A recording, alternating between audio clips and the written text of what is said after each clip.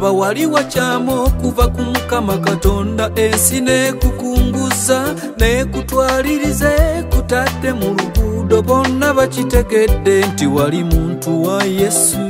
byonna nga byokola byali bya ggulu nga bisonga kwoyo Yesu eyawangula ensi eno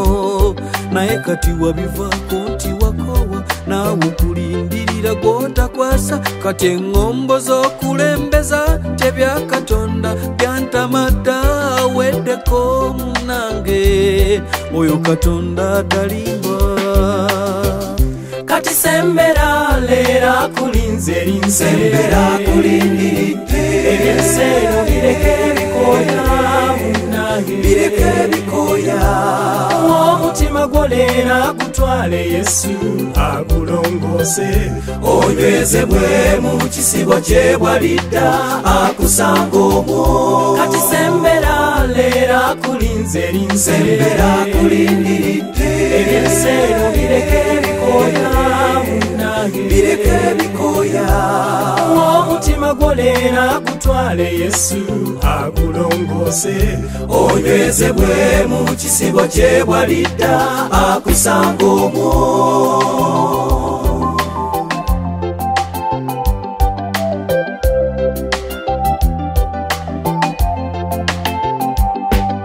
ensonga z'owa muganda wange wandibanga oli mutuufu naye Katonda waffe bulijjo akola nabo abakubiikiriza leero kkiriza nti bye wayitamu byonna yalinga biraba nga naye akaseera tekannaba kutuuka kuba tayinza yadde okutuleka abeerawo bulijjo kutuyamba munnange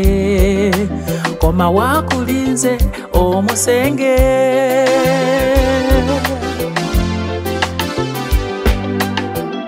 kati sembera leera kulinze linsembera kulindiridde ebyensero bireke bikoya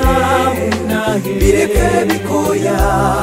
omutima gwo leera gutwale Yesu agulongoose onywezebwe mu kisibo kye bwalidda akusanga omwo kati sembera leera kulinze linsembera kulindiridde ebyensero bireke bikoya munnange bireke bikoya omutima gwo leera gutwale Yesu agulongoose onywezebwe mu kisibo kye bwalidda akusanga omwo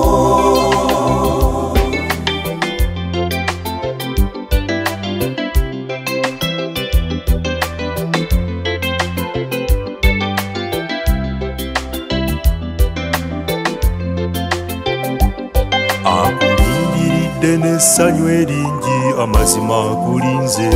ebibi bye wali okoze ebingi byonna yabyerabira nadda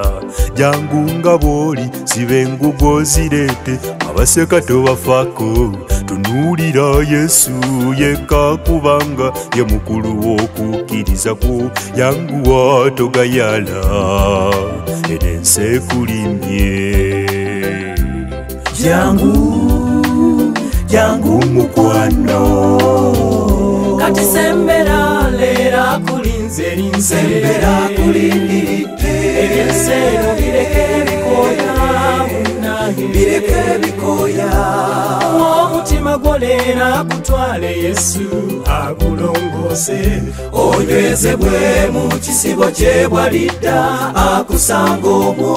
kati sembera leera kulinze linsembera kulindiridde ebyensero bireke bikoya munnange bireke bikoya